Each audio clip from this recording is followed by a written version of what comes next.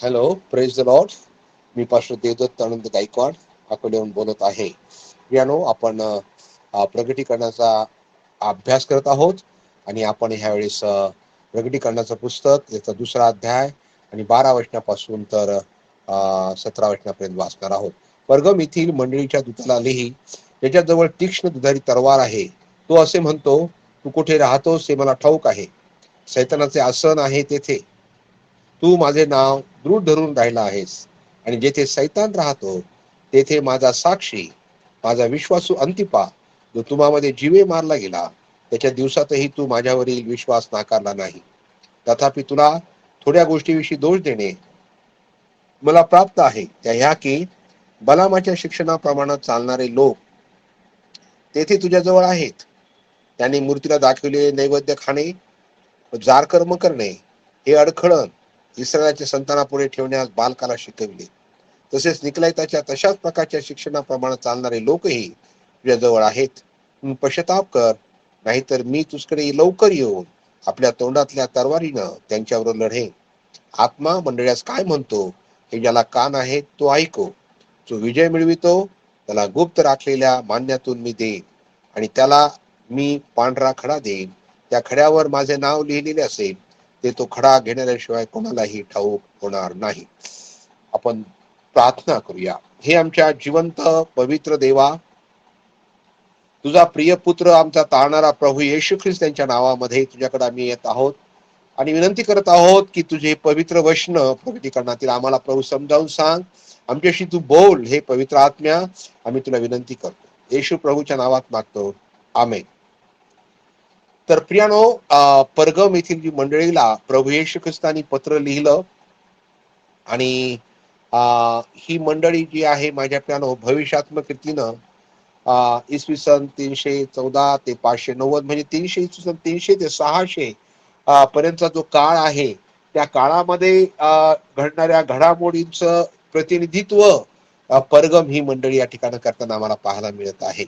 आणि ह्या 300 ते 600 वर्षामध्ये ज्या घडामोडी घडल्या माझ्या प्यानो, त्या ह्या मंडळीमध्ये ज्या घडलेल्या घडामोडी आहेत, त्याचं ते माझ्या प्यानो एक आरसा आहे. आपण या ठिकाणी अभ्यास करत आहोत. या ठिकाणी लिहिलेलं आहे 12 वचनामध्ये, परगम येथील मंडळीच्या दूताला लिही. आता प्रभू येशू ख्रिस्तानी ज्यावेळेस पत्र लिहिली त्यावेळेस त्याचा जो काही जी पद्धत होती, जो पॅटर्न होता तो सारखाच होता. 7 मंडळांना पत्र लिहिली त्यावेळेस त्याचा जो पॅटर्न होता, पहिल्यांदा प्रभू येशू ख्रिस्त माझ्या प्यानो त्याच्या विषयी त्याचा जो वैभवशाली त्याचं गौरवाचं प्रगटीकरण पहिल्या अध्यायामध्ये जे आम्हाला पाहायला मिळतं, त्यामध्ये त्याचं जे वर्णन प्रभू येशूचं आलेलं आहे, त्याच्यातला एक पैलू त्या मंडळीच्या अवस्थेशी समरूप असा पैलू प्रभू त्या ठिकाणी नेहमी सांगतो. ठीक आहे. या ठिकाणी लिहिलेलं आहे की ज्याजवळ तीक्ष्ण दुधारी तलवार आहे. प्रभू येशू ख्रिस्त पहिला अध्याय प्रगटीकरण त्याचा 16व्या वचनामध्ये लिहिलेला आहे की त्याच्यातून तीक्ष्ण दुधारी तलवार निघाली. येस. आणि ही तीक्ष्ण दुधारी तलवार काय आहे, तर देवाचं पवित्र वचन होय, प्रभू येशूच्या मुखातून. आणि माझ्या प्यानो या वचनाच्या द्वारे, वचनामध्ये मोठं सामर्थ्य आहे. ही दुधारी तलवार आहे. इब्री 4:12 मध्ये म्हटलेलं आहे की देवाचं वचन सजीव, सक्रिय, कोणत्याही दुधारी तलवारीपेक्षा तीक्ष्ण, नाही का. त्यानंतर ते जीव आणि आत्मा यांना भेदून आरपार जाणार, मनातील विचार व हेतू यांचं परीक्षक असं आहे. होय माझ्या प्यानो, तर हे देवाचं वचन प्रभू येशू ख्रिस्ताच्या मुखातून बाहेर पडत आहे. आणि प्रभू त्या ठिकाणी सांगत आहे की जवळ तीक्ष्ण दुधारी तलवार आहे, तो असे म्हणतो. तर प्रभू येशू ख्रिस्त पहिल्यांदा त्याच्या वैभवी प्रगटीकरणातला एक पैलू प्रभू त्या ठिकाणी स्वतःविषयी सांगतो, त्या मंडळीच्या परिस्थिती अनुरूप. दुसरी गोष्ट, प्रभू येशू प्रथम त्या मंडळीची प्रशंसा करतो. 13व्या वचनामध्ये प्रभू सांगत आहे, तू कुठे राहतोस हे मला ठाऊक आहे. सैतानाचे आसन आहे तेथे तू माझे नाव दूर धरून राहिला आहेस. तिथे सैतान राहतो तेथे माझा साक्षी, माझा विश्वासू अंतिपा, जो तुम्हामध्ये जीवे मारला गेला, त्याच्या दिवसातही तू माझ्यावर विश्वास नाकारला नाही. म्हणजे ह्या मंडळीमध्ये जे प्लस पॉइंट आहेत, त्या चांगल्या गोष्टी आहेत, त्याची प्रशंसा प्रभू या ठिकाणी करत आहे. आणि त्यानंतर मग प्रभू येशूचा दुसरा अध्याय 14 आणि 15 वचनामध्ये त्यांचे दोष दाखवत आहे. की बलामाचं शिक्षण, निकल्याचं शिक्षण तुझ्यामध्ये आहे आणि ते शिक्षण जे आहे ते प्रभू येशू ख्रिस्ताला आवडत नाही, त्याच्याविषयी तुला मला दोष देणं आहे असं प्रभू त्या ठिकाणी सांगत आहे. तर दोष देण्याच्या अगोदर प्रभू प्रशंसा करतो. आणि याच्यावर आम्हाला शिकायचं आहे माझ्या प्रियानो, की आम्ही कोणालाही दोष देण्याच्या अगोदर, त्यांचे दोष पाहण्याच्या अगोदर त्या व्यक्तीमध्ये असलेल्या चांगल्या गोष्टी आम्ही पाहायच्या आहेत आणि त्याच्याबद्दल प्रभूची स्तुती करायची आहे, प्रशंसा करायची आहे. आणि नंतर मग त्या व्यक्तीमध्ये असणारे दोष जे आहेत ते त्या ठिकाणी पाहायचे आहेत. आणि त्यानंतर प्रभू येशू ख्रिस्त चौथी गोष्ट सल्ला मसलत देतो. 16व्या वचनामध्ये प्रभू म्हणतो, यास तू काय करायचं, आता काय करायला पाहिजे, पश्चाताप कर. 5वी गोष्ट, दुसरा अध्याय 17 वचनामध्ये आवाहन देत आहे प्रभू. प्रभू म्हणतो जो विजय मिळवतो. आत्ममंडळ काय म्हणतो, ज्याला का नाही तो ऐकू. प्रभू म्हणजे ह्या अशा प्रकारचं पॅटर्न, अशा प्रकारच्या पद्धतीनं प्रभू येशू ख्रिस्त त्या मंडळी लिहित आहे. तर आपण या ठिकाणी पाहूया, अभ्यास करूया परगम येथील मंडळीच्या दूताला. आता परगम हे जे माझ्या प्रियानो शहर आहे, या शहराचे वैशिष्ट्य, 3 वैशिष्ट्य आम्ही पाहणार आहोत अभ्यास करत असताना. हे शहर जे होतं परगम, ही रोमी साम्राज्यातील आशिया प्रांताची राजधानी होतं. आणि या शहरामध्ये माझ्या प्रियानो समुद्र सपाटीपासून 1000 फूट उंच असं एक मोठं शिखर होतं. आणि या शिखरावर, या पर्वतावर पुष्कळ मूर्तींची मंदिरं होते. पण त्यामध्ये 3 ठळक मंदिरं आम्हाला पाहायला मिळतात. पहिलं मंदिर जे होतं ते झियस या दैवताचं होतं. आणि हे दैवत झियस सर्व देवांचा राजा म्हणून त्या ठिकाणी ते त्याला मानायचे. आणि मोठं मंदिर होतं. त्या मंदिरामध्ये जी वेदी होती, ती वेदी 40 फूट लांब, 40 फूट रुंद अशी होती. आणि या वेदीवर हे लोक जे होते ते अनेक प्राण्यांचा वध त्या ठिकाणी बली त्या ठिकाणी द्यायचे माझ्या त्यांच्या देवाला. त्यानंतर दुसरं एक मंदिर त्या ठिकाणी होतं, डायोनायरस नावाच्या दैवताचं होतं. हा साहित्य आणि मद्याचा देव होता. त्यानंतर इस्क्लेपियस नावाचं दुसरं एक दैवत त्यांचं होतं. आरोग्य देणारा देव तो होता. त्याचं मोठं मंदिर या शिखरावर होतं. आणि माझ्या प्यारो त्या ह्या दैवतामध्ये साप हे त्या दैवताचं प्रतीक होतं. आणि अनेक साप या मंदिरामध्ये होते, ते बाळगत असत. आणि त्यांचा असा अंधविश्वास होता की जर रोग्याला ह्या सापाचा स्पर्श झाला, कोणत्या सापाचा, तर ते रोग बरे होत असत. आणि त्याच्यामुळं खूप यात्रा भरायची त्या ठिकाणी. पुष्कळ लोक त्या ठिकाणी आजारी माणसांना घेऊन यायचे त्यांना आरोग्य मिळण्यासाठी. तर असं हे मूर्तीनं भरलेलं शहर होतं. त्यानंतर परगम शहराचं दुसरं वैशिष्ट्य येतं, फार मोठं वाचनालय होतं. लोक अत्यंत सुशिक्षित होते, वाचन करणारे होते. तिसरं वैशिष्ट्य, हे शहर राजधानीचं भव्य सौंदर्याने नटलेलं शोभिवंत शहर होतं. आणि रोमी साम्राज्यातील जो सुभेदार जो होता, त्याचं इथे निवासस्थान असायचं.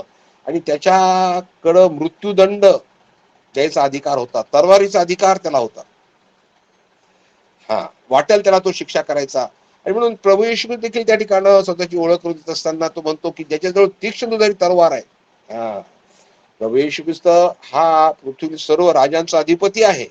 आणि म्हणून माझ्या प्यानो या शहरातला जो रोमचा जो सुभेदार आहे, त्याला त्या ठिकाणी माझ्या प्यानो प्रभू सांगत आहे.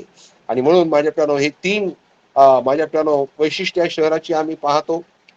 यात्रेकरूंचं यात्रेकरूंचं हे शहर माझ्या प्यानो आरोग्यासाठी अनेक जण त्या ठिकाणी यायचे. वैद्यकीय विद्यालय देखील या ठिकाणी होतं. तर असं हे शहर, त्या शहरामध्ये माझ्या प्यानो प्रभू येशूची मंडळी होती. आणि त्या मंडळीच्या दूताला त्या ठिकाणी तू लिही असं सांगितलेलं आहे. आणि त्या मंडळीची प्रशंसा करताना 13व्या वचनामध्ये प्रभू म्हणतो, तू कुठे राहतोस हे मला ठाऊक आहे. माझ्या प्यानो प्रभूची मंडळी कोणत्या ठिकाणी वसलेली आहे, प्रभूवर विश्वास ठेवणारी व्यक्ती कुठं राहते, कशा परिस्थितीत राहते, या सगळ्या गोष्टींची माहिती प्रभू येशू ख्रिस्ताला आहे बरं का. तुम्ही म्हणत असाल की काय, मला माझ्याकडे कोणी लक्ष देत नाही, मी कोणत्या कठीण परिस्थितीमध्ये राहत आहे आणि मी आजूबाजूला सगळ्या प्रकारचं भयंकर परिस्थिती आहे. हे सगळं जरी असलं तरी प्रभू येशू ख्रिस्ताला माहित आहे माझ्याकडे. आणि त्या ठिकाणी प्रभू म्हणतो, सैतानाचं आसन आहे तेथे तेथे तू राहत आहेस. आता सैतानाचं आसन, सैतानाचं हेडक्वार्टर, तर सैतान हा अंतरिक्षातील राज्याचा अधिपती आहे. दुसऱ्या स्वर्गामध्ये माझ्या प्रियानो जे अंतराळ आहे, पहिला स्वर्ग जो आहे तिथं चंद्र, तारे, मंगळ ग्रह वगैरे सगळे जे आहेत, तो पहिला स्वर्ग. दुसरा ज्या ठिकाणं माझ्या प्रियानो सैतानाचं आसन आहे ते अंतराळ. आणि तिसरा स्वर्ग ज्या ठिकाणं माझ्या प्रियानो प्रभू परमेश्वर देवाचं निवासस्थान आहे. तर सैतानाचं हेडक्वार्टर हे अंतरिक्षात आहे. दुसरं त्या ठिकाणं प्रभू त्या ठिकाणी आम्हाला पाहायला मिळतं, या भूतलावर देखील त्या ठिकाणं माझ्या प्रियानो सैतानाचं आसन आहे. सर्वात प्रथम माझ्या प्रियानो सैतानाने या पृथ्वीवर त्याचं आसन जे मांडलं, त्याचं हेडक्वार्टर जे होतं ते म्हणते बाबेल. निम्रोद हा जो पारधी होऊन गेला, हा माझ्या प्रियानो त्यानं याची स्थापना केली बाबेल शहराची. हा फार मोठा पराक्रमी असा पारधी होता. त्याने माझ्या प्रियानो या शहराची स्थापना केली आणि सुसंघटित रीतीनं माझ्या प्रियानो तो त्या ठिकाणं देवाच्या विरोधामध्ये कारवाया करायचा. आणि बाबेलचा बुरुज बांधण्याचं जे काम त्या ठिकाणं आम्हाला पाहायला मिळतं, ते देवाला मान्य झालं नाही. देवाने त्यांचा त्या ठिकाणं माझ्या गोंधळ निर्माण करून दिला आणि ते सगळ्या पृथ्वीवर ते पांगले. तर या बाबेलमध्ये सैतानाचं आसन होतं. त्या ठिकाणं माझ्या प्रियानो देवाच्या हृदयामध्ये प्रत्येक गोष्ट केली जायची. आणि त्या ठिकाणचं ते काही जे आसन होतं, त्या ठिकाणी आम्ही पाहतो की निम्रोद हा जो आहे, मूर्ती पूजेची स्थापना या निम्रोदापासून झाली. आणि निम्रोद हा माझ्या प्रियानो त्याची जी पत्नी होती, असं सांगतात की त्याच्या आईशीच त्यांनी लग्न केलं. आणि तो फार पराक्रमी असा राजा होऊन गेला. आणि माझ्या प्रियानो त्याचा वध हा जो आहे, हा एसावानं केला. कारण एसाव त्या ठिकाणी तो पण पारधी होता, हा पण पारधी होता. त्यांच्यामध्ये काहीतरी वितुष्ट आलं आणि त्या ठिकाणं आश्चर्याचं पुस्तक जे आहे, त्या पुस्तकामध्ये लिहिलेलं आहे. आता तो ज्यावेळेस तो मरण पावला, त्यावेळेस त्याची जी पत्नी होती, ती त्या ठिकाणं माझ्या प्रियानो तिनं सगळा राज्यकारभार आपल्या हातामध्ये घेतला. आणि त्या ठिकाणं तिच्या अनैतिक कृत्यामुळं ती गर्भवती राहिली. आणि मग आता ही गर्भवती राहिली, मग हे कसं झाकायचं म्हणून तिने त्या ठिकाणी सगळीकडे सांगितलं की सूर्य देवाच्या कृपेनं मी गर्भवती राहिलेली आहे. आणि त्या दैवताने मला सांगितलेलं आहे की तुझ्या पोटामध्ये जे बाळक आहे तो निम्रोद आहे. आणि म्हणून निम्रोद आता पुन्हा जन्मास येणार आहे, तो देव आहे. आणि मग सगळे त्या ठिकाणी मग तिला तामूज नावाचा पुत्र झाला, नाव त्यांनी तामूज ठेवलं. आणि त्याचा जन्म म्हणजे माझ्या प्यारो त्या ठिकाणं सन गॉड असं म्हणून त्या ठिकाणं त्याला संबोधलं गेलं. आणि त्या ठिकाणं मग त्याची पूजा म्हणून एक स्त्री आपल्या हातामध्ये एका बाळाला घेऊन उभी आहे, याचं ते चित्र जे आहे, हे निम्रोदाची पत्नी आणि तिचा जो मुलगा जो आहे त्याचं ते चित्र आहे. आणि माझ्या प्यारो आम्हाला पाहायला मिळतं की मग त्या ठिकाणं मूर्ती पूजा सुरुवात झाली. तिनं मोठं मंदिर बांधलं, निम्रोदाचं मंदिर बांधलं, निम्रोदाची पूजा अर्चा सुरू केली. आणि मग निम्रोदाचा पुत्र त्या ठिकाणं, आणि ती स्वतःला स्वर्गाची राणी म्हणून घ्यायची. आणि त्यानंतर तो स्वर्गीय, त्यानंतर तो आपला निम्रोद जो आहे तो स्वर्गीय देव पिता म्हणून ती त्या ठिकाणी त्याची पूजा अर्चा करायला लावायची. तिचा जो पुत्र आहे तो देवाचा पुत्र म्हणून. अशा रीतीनं माझ्या प्यानो त्या ठिकाणं निम्रोदाच्या काळामध्ये अशा प्रकारे हे सुरू झालं. आणि तिथं त्यांचं ते काही हेडक्वार्टर जे होतं ते बाबेलमध्ये होतं. ते बाबेलमधलं जे हेडक्वार्टर, जे सैतानाचं आसन, ते नंतर रोम मध्ये शिफ्ट झालं, रोम मध्ये आलं. नंतर ते परगम मध्ये आलं. परगम मध्ये माझ्या प्यारो हे सगळे मूर्ती पूजा त्या ठिकाणी फार मोठ्या प्रमाणात चालायची. त्याच्यामुळे सैतानानं त्याचं आसन त्या ठिकाणी ठेवलं. आणि त्या ठिकाणी माझ्या प्यानो आम्हाला पाहायला मिळतं की सैतानानं मंडळीमध्ये असणारा जो अंतिपा आहे, त्या अंतिपाचा वध केला, त्याला मारून टाकलं. आणि त्यावेळेस देखील प्रभू येशू ख्रिस्तावरील विश्वास त्या ठिकाणी त्यांनी गमावला नाही या मंडळीनं. आणि प्रभू येशू ख्रिस्त त्याबद्दल त्यांची काय करत आहे, प्रशंसा करत आहे की खरोखर त्यावेळेस देखील तू माझ्यावरील विश्वास नाकारला नाही. पुष्कदा माझ्या प्यानो जेव्हा संकट येतं, आमच्या फार मोठ्या अपेक्षा असतात की प्रभू परमेश्वर प्रार्थनेचं उत्तर देईल, वाचवील, परंतु ज्यावेळेस ते वाचवलं जात नाही, पुष्कळ लोक आपला विश्वास गमावतात. परंतु ह्या मंडळीनं मात्र अंतिपाचा वध जरी झाला तरी देखील त्या ठिकाणी त्यांनी प्रभू येशू ख्रिस्तावरील विश्वास नाकारला नाही. पण प्रभू येशू ख्रिस्त त्यांना आता दोष देत आहे. 14व्या वचनामध्ये त्यांचे दोष दाखवत आहे. तो सांगत आहे की तुला थोडक्या गोष्टीविषयी दोष देणे मला प्राप्त आहे. मला माझ्या शिक्षणापर्यंत आणणारे लोक ते तुझ्याजवळ आहेत. मूर्तीला दाखविलेले नैवेद्य खाणे व जार कर्म करणे अडखळीच्या संतानापुढे ठेवण्यास बालकाला शिकवले. त्या ठिकाणी आम्ही पाहतो की परगम मंडळीचं युग हे मूर्तीपूजेचं युग होतं. सम्राट डायक्लिनियसने मंडळीला फार अमानुषपणे क्रूरतेने छळलं, मारलं, त्यांना जाळलं. त्यानंतर त्यांना भुकीला जनावरांसमोर फेकलं त्या विश्वासणाऱ्यांना. पण एवढं करूनही मंडळीची अधोगती झालीच नाही. तर मंडळीमध्ये रिव्हायवल, संजीवन येत गेलं. आणि याच काळामध्ये माझ्याप्रमाणे इसवी सन 300 पर्यंत मंडळीनं सगळ्या बहुतेक जगामध्ये शुभवर्तमान सांगून त्या ठिकाणी अनेक आत्मे जिंकले. आणि सैतानाने ते पाहिलं की छळ जरी केला तरी मंडळी आपला विश्वास सोडत नाही, उलट ते अधिक शक्तिमान होत चालली आहे. म्हणून सैतानाने काय केलं, मग त्याचा पवित्रा बदलला, त्याची रणनीती त्यांनी बदलली. आणि ती बदलली ती अशी की त्यावेळेस त्यांनी कॉन्स्टंटाईन हा राजा त्या ठिकाणं आला. डायक्लेनियस नंतर कॉन्स्टंटाईन आला. कॉन्स्टंटाईनला राज्यपद सांभाळण्यासाठी पुष्कळ संघर्ष, पुष्कळचं युद्ध करावं लागलं. आणि त्या युद्धाच्या संभ्रमामध्ये असताना एकदा त्याला स्वप्न पडलं. त्या स्वप्नामध्ये त्याने अग्नी तेजानं युक्त असा वधस्तंभ त्याचा दृष्टांत झाला. आणि त्यांनी अशी वाणी ऐकली की या चिन्हानं तू विजय मिळव. तो झोपेतून जागा झाला आणि त्यांनी म्हटलं की नाही, आता मी ख्रिस्ती होणार. तो ख्रिस्ती झाला. आणि त्या ठिकाणी त्याने युद्धावर जाताना आपल्या सर्व सैन्यांबरोबर, युद्धशस्त्राबरोबर त्यांनी एक झेंडा दिला. त्या झेंड्यावर त्यांनी वधस्तंभाचं क्रूसाचं चिन्ह त्यांनी हे केलं. आणि त्या क्रूसाच्या त्या चिन्हाच्या द्वारे आता मला विजय मिळेल म्हणून त्यांनी मोठं युद्ध केलं. आणि त्या युद्धामध्ये माझ्या प्यानो त्याला विजय मिळाला. आणि नंतर त्याने माझ्या प्यानो स्वतःला ख्रिस्ती धर्माचा संरक्षक व प्रतिपाळक आहोत हे त्यांनी जाहीर केलं. मंडळावर त्यांनी देणग्यांचा वर्षाव केला. आणि अनेक मूर्तींची मंदिरं जी आहेत हे त्यांनी ताब्यात घेतली. त्या मूर्ती काढून टाकल्या, संतांची नावं त्या ठिकाणी दिली. आणि मग ख्रिस्ती धर्माला सरकार मान्यता प्राप्त झाली. अनेक मूर्तीपूजक ख्रिस्ती झाले. आणि ख्रिस्ती होण्यासाठी अनेक प्रलोभने, अनेक देणग्या ह्या राजाने लोकांना दिल्या. आणि मंडळी फोफावत वाढली. भयंकर मोठ्या प्रमाणामध्ये माझ्या प्यानो ह्या मूर्तीपूजकांचा भरणा मंडळीमध्ये झाला. आणि मग काय झालं की त्याच्यामुळं ह्या मूर्तीपूजका लोकांची ज्या प्रथा, रूढी, परंपरा यांच्याशी मंडळीने तडजोड केली. त्यांच्या प्रथेचा स्वीकार त्यांनी करण्यात आला. आणि या कालखंडात ख्रिस्ती मत विरोधी मूर्तीपूजेतून आलेल्या अनेक प्रथांचा स्वीकार झाल्यामुळं मंडळीमध्ये आत्मिकपणा राहिला नाही. मंडळी थंड झाली. शुभवर्तमान प्रसार करण्याची जी मोहीम होती, जो आवेश होता, तो आवेश थंडावला माझ्या प्यानो. आणि अशा प्रकारे 4थ्या, 5व्या आणि 6व्या शतकापर्यंत हे चालू राहिलं. अनेक अनेक अशा प्रथा चिकारात आली.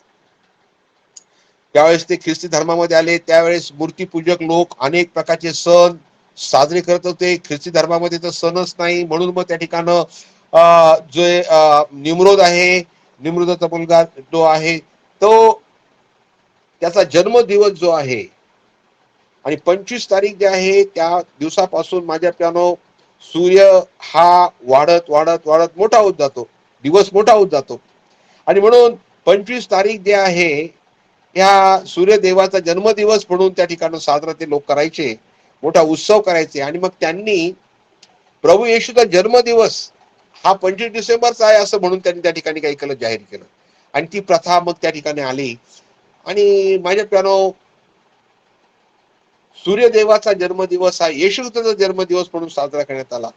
आणि काही ख्रिस्ती लोकांना हे पटत नाही. ते म्हणतात की नाही, त्या सूर्यदेवाचा जन्मदिवस आमच्या येशूचा दिवस आहे, आम्ही मानणार नाही. आणि पुष्कळ लोक ख्रिसमस पाळत नाही. परंतु माझ्या प्यानो तो दिवस आम्ही पाळायचा नाही, पण येशू जन्मास आला हा आनंद या सगळ्या जगाला माझ्या प्यानो सांगणं हे फार महत्वाचं आहे, नाही का. आणि म्हणून आम्ही प्रभू येशूचा जन्मदिवस पाळतो माझ्या प्यानो. त्यानंतर मग अनेक प्रथा मंडळीमध्ये आल्या. उदाहरणार्थ इसवी सन 300 मध्ये मृतासाठी प्रार्थना करणे, इसवी सन 375 मध्ये संत व देवदूत यांची आराधना व पूजा करणे मंडळीमध्ये सुरू झालं.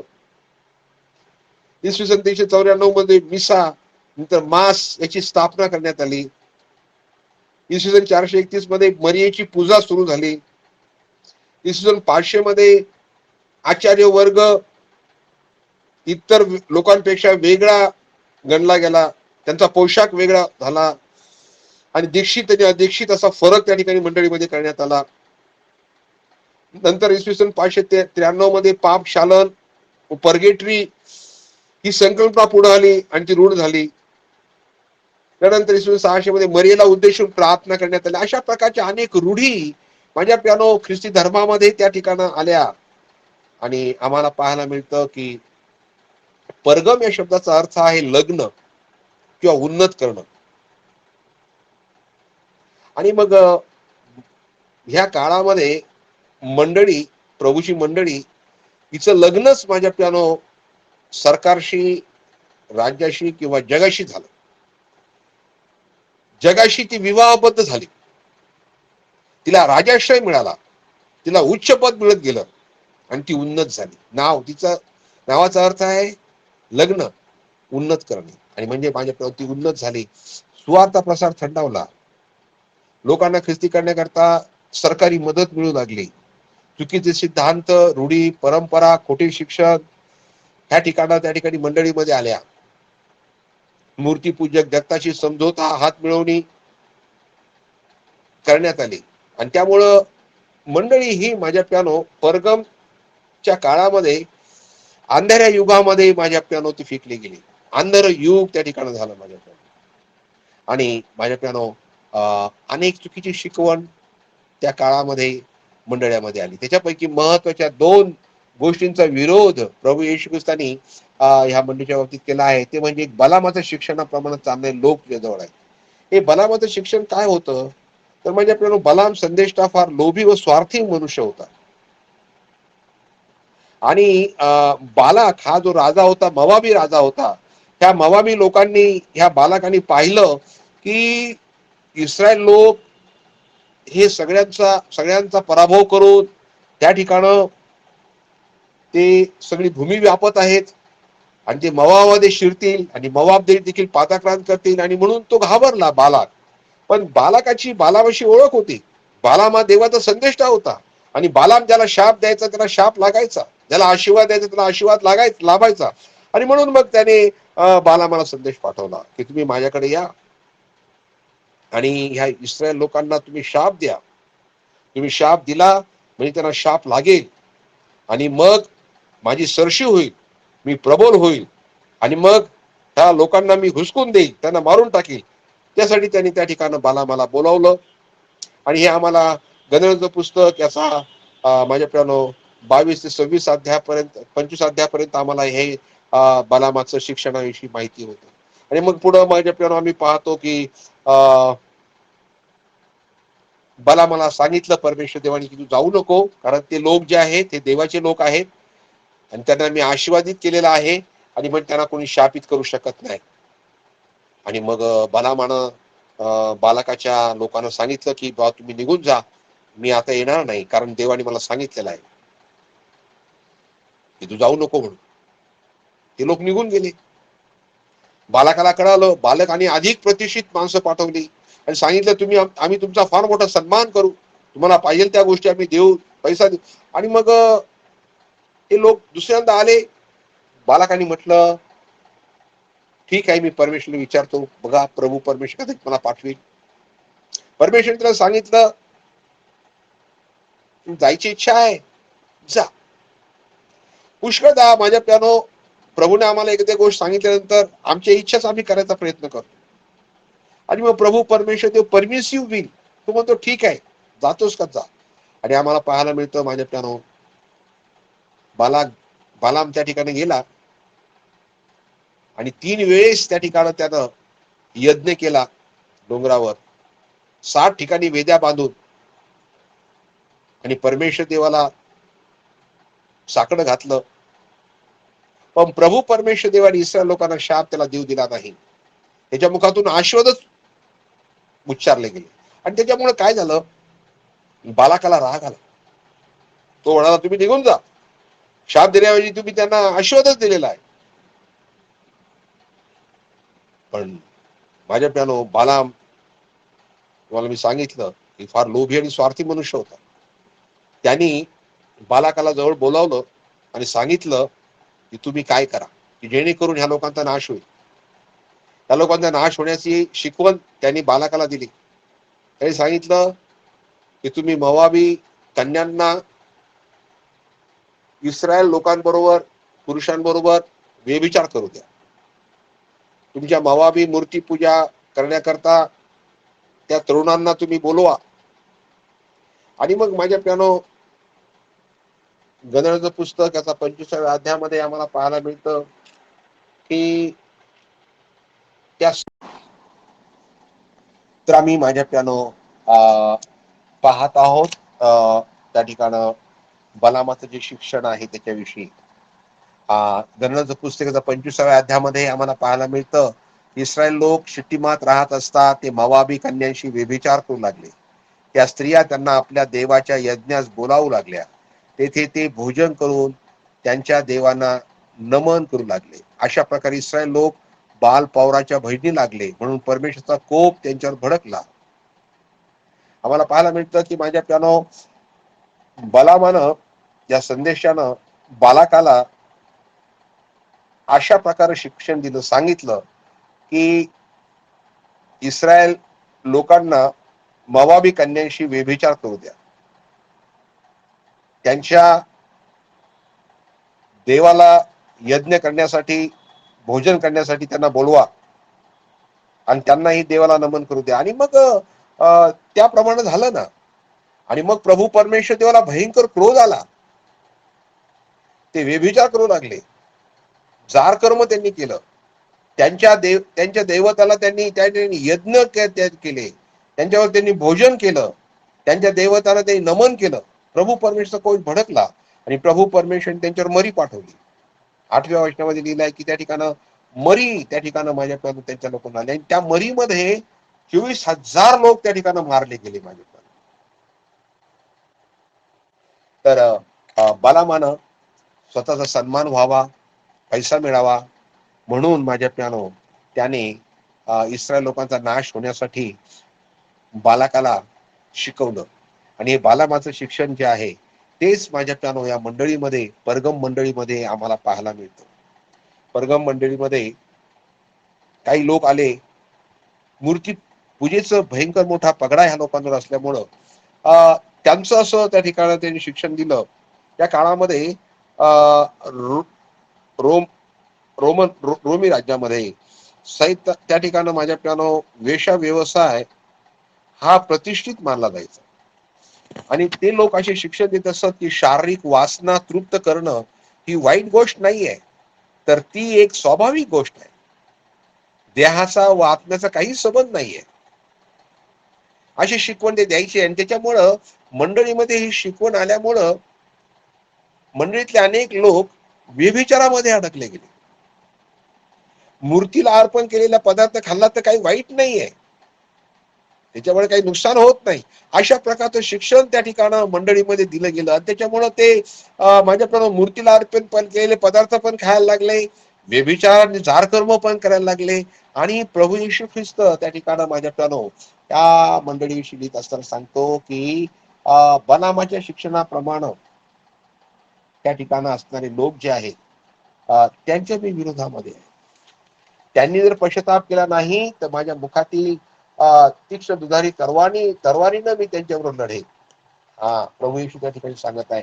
आणि म्हणून माझ्या प्यानो मंडळीमध्ये व्यभिचार नको आहेत, मंडळीमध्ये अनैतिक संबंध नको आहेत. आणि आज देखील अनेक मंडळामध्ये व्यभिचाराला महत्व दिलं जातं, व्यभिचार दुर्लक्ष केलं जातं, हात मिळवणी केली जाते. कोणी कोणाच्या पत्नी बरोबर, कोणी कोणाच्या पती बरोबर त्या ठिकाणी अनैतिक संबंध कोणाचे आहेत. अनेक तरुण मुलांचे प्रेम संबंध त्या ठिकाणी आहेत. आणि त्या ठिकाणी सर्रास दुर्लक्ष केलं जातं, त्याचा विरोध केला जात नाही. आणि म्हणून माझ्या प्यानो आम्हाला पाहायला मिळतं की प्रभू येशू ख्रिस्त त्या विरोधामध्ये आहे. हा, जार कर्म आणि मूर्तीपूजा. नंतर निकलायचं शिक्षण, दुसरा विरोध प्रभू करतो. हे निकलायचं शिक्षण कोणतं होतं माझ्या प्यानो? की दीक्षित पाळक आणि अदीक्षित लोक, त्या ठिकाणं पोप, बिशप, कार्डिनल्स आणि त्यानंतर फादर, अशा प्रकारे त्या ठिकाणी माझ्यापर्यंत साखळी असायची. आणि जे काही दीक्षित लोक आहेत ते सर्वसामान्य लोकांपेक्षा वेगळे असावेत, अशा प्रकारची व्यवस्था या निकलाईत लोकांनी त्या ठिकाणी त्यांच्या शिक्षणाप्रमाणे ते आली होती. आणि मंडळीमध्ये अशा प्रकार माझ्या प्राणो दीक्षित अध्यक्षित असा प्रकारच प्रभू परमेश्वर देवाला आवडला नाही. कारण पवित्र शास्त्र सांगतं आम्हाला की आमचं तारण परिवर्तन झाल्यानंतर आम्ही माझ्या प्रणव देवाचे याजक बनतो, देवाचे आम्ही माझ्या प्रणव लोक बनतो, राजकीय याजक प्रभू आम्हाला म्हणतो. त्या ठिकाणी पाळक, शिक्षक, सुवार्थिक ह्या देणग्या आहेत, हे महत्वाची देणग्या आहेत मंडळीमध्ये, त्यांचं वेगळं स्थान आहे. परंतु माझ्या प्यानो प्रत्येक व्यक्ती, ही व्यक्ती जी आहे माझ्या प्यानो मंडळीतली, ती अधीक्षित आहे म्हणून त्यांनी काहीच करायचं नाही, बायबल वाचायचं नाही, आम्ही सांगू त्याप्रमाणेच करायचं, आमच्या आदेशाचं पालन करायचं, ही जी प्रथा होती निकलाईत्याची, ह्या प्रथेला, त्या शिक्षणाला, या निकलाईत्याच्या शिक्षणाला त्या ठिकाणी प्रभू येशू ख्रिस्ताने विरोध केला. आणि प्रभू येशू सांगितलं की पश्चाताप कर, नाही तर तुझकडे मी लवकर येऊन आपल्या तोंडातल्या तलवारीनं त्यांच्यावर मी लढेन. आणि माझ्या बहिणीनं, माझ्या भावांनो, रोमन कॅथोलिक पद्धती या ठिकाणी आम्हाला पाहायला मिळतं मंडळीमध्ये आलेल्या आहेत. आणि मंडळामध्ये येऊन सर्व मंडळी ही जी आहे ती प्रभू येशू ख्रिस्ताच्या शिक्षणाच्या, बायबलच्या शिक्षणाच्या विरोधामध्ये त्यांच्या प्रत्येक प्रथा त्या ठिकाणी आम्हाला पाहायला मिळतात, नाही का? आणि प्रभू परमेश्वर देवाचा विरोध करतो. आणि म्हणून माझ्या चौथ्या, पाचव्या, सहाव्या शतकापर्यंत मंडळी ही अंधाऱ्या युगामध्ये गेली, लोक बंधनामध्ये गेले, पवित्र शास्त्राचं वाचन करण्यास झाले, दीक्षित लोकांनी जे सांगितलं त्याचप्रमाणे करायचं, अशा प्रकारे त्यांची भूमिका झाली. आणि त्याच्यामुळं माझ्या प्यानो प्रभू येशू ख्रिस्त त्या ठिकाणी माझ्या प्यानो ह्या मंडळीवर दोषारोप करत आहे. प्रभू येशू 17व्या वर्षामध्ये त्यांना सल्ला 16व्या वर्षात सल्ला देते, पश्चाताप कर. 17व्या वर्षात प्रभू परमेश्वर आवाहन करत आहे की आत्मा मंडळीला काय म्हणतो, त्याला कान आहे तो ऐको. जो विजय मिळवितो त्याला गुप्त राखलेल्या मान्यातून मी देईन. म्हणजे त्यानो मान्ना, इस्रायल लोकांना प्रभू 40 वर्ष अरण्यामध्ये मान्ना खाऊ घातला.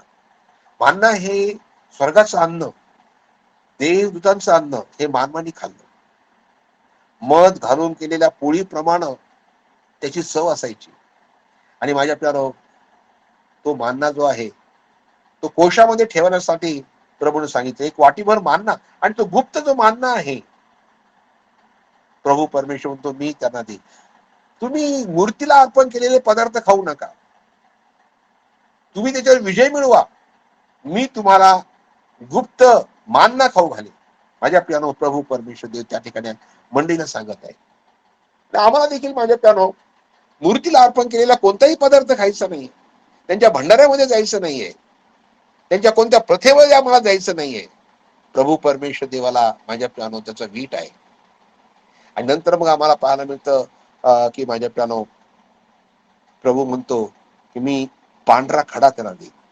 पांढरा खडा माझ्या प्यानो हा त्या काळामध्ये एखादा न्यायाधीश हा पांढरा खडा त्याच्याजवळ ठेवायचा, आणि एखादा अपराधी निर्दोष जाहीर करताना तो खडा ज्या समोर ठेवायचा, त्यावेळेस तो अपराधी जो आहे तो निर्दोष आहे असं जाहीर व्हायचं, तो सुटला जायचा त्या ठिकाणी, आनंदाची वार्ता त्या ठिकाणी यायची. आणि या ठिकाणी माझ्या प्यानो पांढरा खडा, आणि त्याच्यावर मी एक नाव लिहीन, ते नाव खडा घेणाऱ्याशिवाय कोणालाही ठाऊक होणार नाही.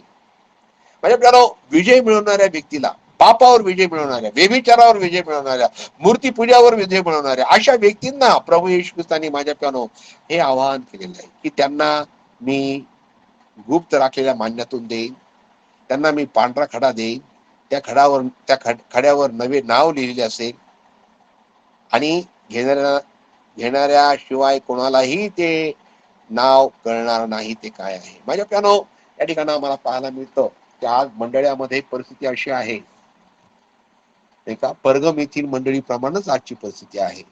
आणि म्हणून आज आपल्याला पश्चाताप करण्याकरता प्रभू पाचारण करत आहे. काय आज आपल्या मंडळीमध्ये व्यभिचार करणारे लोक आहेत का? मूर्तीपूजा म्हणजे असं नाही की आम्ही माझ्या मूर्तीसमोर डोकं टेकलं पाहिजे, परंतु आमची दिनचर्या अशी असते की आम्ही प्रभूला महत्व देण्याऐवजी कशाला तरी एखाद्या व्यक्तीला महत्व देतो, नोकरीला महत्व देतो, प्रवेशपेक्षा जास्त महत्व पैशाला देतो. त्यावेळेस आम्ही पैसा ही आमची मूर्ती बनते, आमची माझ्या ती व्यक्ती आमची मूर्ती बनते. आणि म्हणून आपण माझ्या अशी मूर्तीपूजा करत असाल तर आपण त्या ठिकाणी पश्चाताप करण्याकरता प्रभू आम्हाला बोलवत आहे. आमच्या जीवनामध्ये पश्चाताप आहे, आमच्या जीवनामध्ये जर समजा व्यभिचार आहे तर आम्हाला पश्चाताप करण्याकरता प्रभू त्या ठिकाणी सांगत आहे, पश्चाताप कर, नाही तर माझ्या मुखातील तीक्ष्ण दुधारी तलवारीवर मी लढेन. माझ्या प्यानो या दिवसांमध्ये कठीण दिवस आहेत. प्रभू परमेश्वर देवाचा न्याय त्या ठिकाणी माझ्या प्यानो येत आहे. आणि ही तीक्ष्ण दुधारी तलवार प्रभू परमेश्वर देवाच्या माझ्या न्यायाचं दर्शक आहे. प्रभू परमेश्वर देव आमचा न्याय त्या ठिकाणी करेल. आणि म्हणून आपण पश्चाताप करण्याची गरज आहे. आणि मग जर आम्ही विजय मिळवला, पश्चाताप करून या गोष्टी आम्ही टाकून जर दिल्या, व्यभिचार सोडून दिला, आपल्या जीवनातली मूर्ती आम्ही काढून टाकली आणि माझ्या प्यानो आम्ही चुकीच्या शिक्षणाचा नाकार केला, प्रभूच्या वचनाप्रमाणे चाललो, तर प्रभू परमेश्वर देव आम्हाला माझ्या प्यानो राखून ठेवलेला मानना पांढरा खडा, त्याच्यावर नवं नाव, ते गुप्त नाव असणार आहे, ते आम्हाला समजणार आहे. आणि माझ्या प्यानो प्रभू आम्हाला असा आशीर्वाद देऊ इच्छित आहे. आणि म्हणून माझ्या प्यानो आपण प्रार्थना करूया देवाला, म्हणून की प्रभू दुर्गम मंडळीमध्ये जी परिस्थिती होती तीच आज आमच्यामध्ये आहे, आम्हाला तू पश्चातापी अंतःकरण दे. प्रार्थना करूया, हे आमच्या जीवन देवा आम्हाला पश्चातापी अंतःकरण दे, आमचं सहाय्य कर बापा. परगम या मंडळीमध्ये पवित्र बापा बालामाच्या शिक्षणाप्रमाणे चालणारे लोक त्या ठिकाणी पवित्र बापा होते. आणि प्रभू ते मूर्तीपूजा करायला आणि व्यभिचार करायला परवानगी देत होते. प्रभू आमच्या मंडळीमध्ये अशा प्रकारे परवानगी दिली जाऊ नये प्रभू. आणि आमच्या मंडळीमध्ये सर्वस्वी प्रभू येशू त्याला आदराचं स्थान, महत्वाचं स्थान दिलं जावं. कोणती मूर्ती आमच्या जीवनामध्ये अमूर्त मूर्ती असू नये प्रभू. म्हणून तू आमचं सहाय्य कर. आणि आम्ही प्रभू परमेश्वराच्या जार कर्म आणि व्यभिचारापासून दूर असावं असं होऊ दे. आमच्या मंडळांना प्रभू परमेश्वर देवा त्या मूर्तीपूजेपासून आणि प्रभू या व्यभिचारापासून पूर्णपणे तू मुक्त कर अशी आमची प्रार्थना आहे. आमचं जीवन पवित्र बनव अशी आमची तुझ्याकडे विनंती आणि प्रार्थना करत आहोत. अन्यथा प्रभू परमेश्वर तुझ्या मुखातील तीक्ष्ण दुधारी तलवार जे तुझ्या न्यायाचं दर्शक आहे त्याद्वारे तू आमच्यावर लढणार. आणि प्रभू परमेश्वर देवा आम्ही प्रार्थना करत आहोत या करोनाच्या काळामध्ये, होय पवित्र बापा, तुझी तीक्ष्ण दुधारी तलवार पवित्र अनेकावर चालत आहे, चालवली जात आहे. आणि अनेक जण प्रभू परमेश्वर मृत्यू पावत आहेत. आम्हाला पश्चातापी अंतःकरण दे, आमचं सहाय्य कर पवित्र बापा, अशी आमची आग्रहाची कळकळीची प्रार्थना तुझ्या चरणापाशी आम्ही करत आहोत. येशू ख्रिस्त आमचा देव, त्याच्या मुखामध्ये तीक्ष्ण दुधारी तलवार आहे, त्या प्रभू येशूच्या गोड नावाची प्रार्थना मी अर्पण करतो, म्हणून तू ऐक पित्या. आमेन आमेन. प्रभू तुम्हाला आशीर्वाद देव प्रियानो, प्रभू तुम्हाला आशीर्वाद देव. आमेन आमेन.